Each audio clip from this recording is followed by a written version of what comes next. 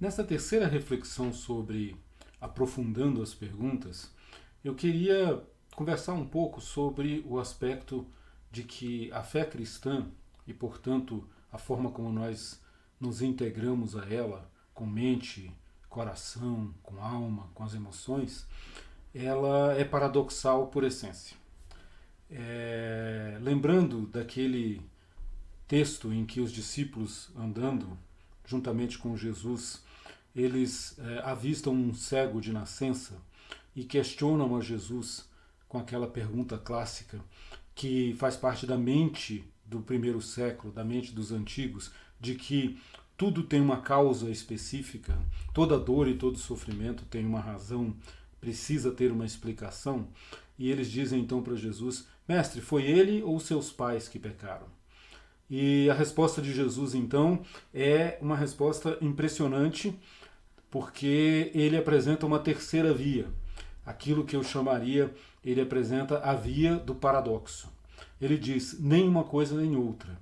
Pode haver uma explicação diversa do que a mera causalidade, a mera relação de causa e efeito. Alguém pecou e, portanto, tem que haver consequências para isso. Jesus propõe aos discípulos que a resposta é que todos aqueles fatos acontecem para que e por que era necessário que se revelasse então a glória de Deus. É nesse contexto que eu queria falar de paradoxo. É uma possibilidade diferente daquela que nós, de maneira pré-concebida, adotamos. Jesus nos diz, então, nos propõe aqui uma metáfora para a vida cristã.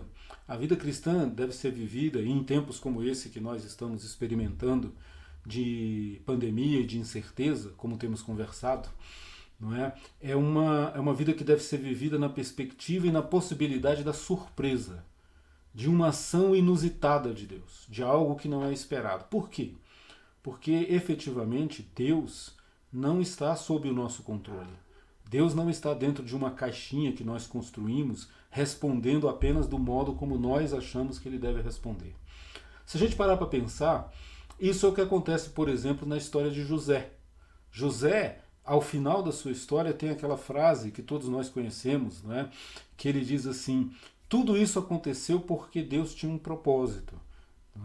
A minha história ela é triste, ela é cheia de intercorrências negativas, mas hoje, olhando, eu vejo que é porque Deus tinha um propósito. Então José sabia, tinha consciência e percebe essa ação de Deus na história.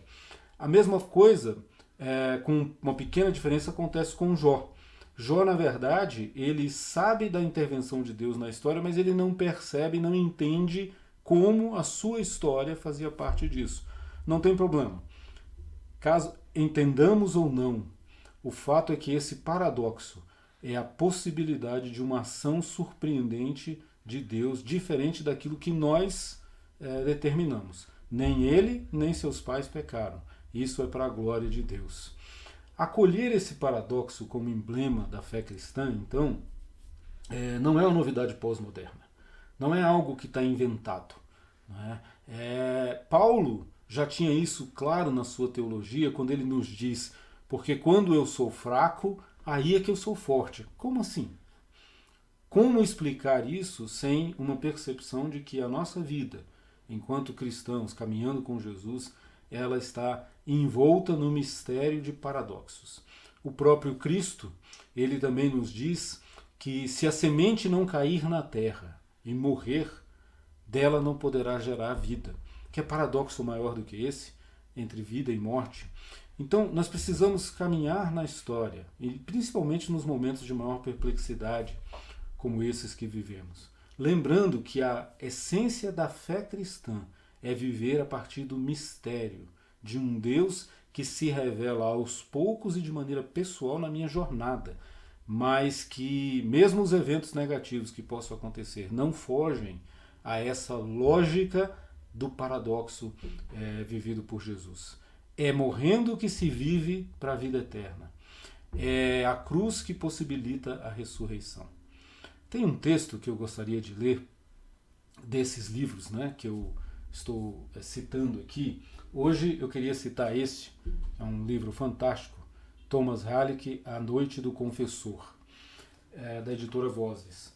Ele é um teólogo cristão da República Tcheca, ele se converte no meio da igreja subterrânea ainda perseguida pela cortina de ferro, e para falar sobre a fé cristã como paradoxo, ele diz o seguinte, eu vou ler para vocês. A fé é paradoxal por natureza, e só a podemos viver honestamente e não de modo superficial como um paradoxo. É possível que alguma poética, religião da natureza, dos românticos, ou alguma pedagógica, religião da moral, do iluminismo, conseguissem viver sem paradoxos, mas não um cristianismo digno deste nome. No coração do cristianismo está a enigmática história da Páscoa, esse grande paradoxo da vitória mediante a mais retumbante derrota. É isso, meus irmãos. A nossa fé, ela precisa ser humilde no sentido de saber que não entende, que não controla todas as coisas, mas que nos paradoxos entre a morte e a vida sobressairá a vida de cada um de nós. Que continuemos aprofundando essas questões. Continuaremos com essas conversas. Deus abençoe. Grande abraço.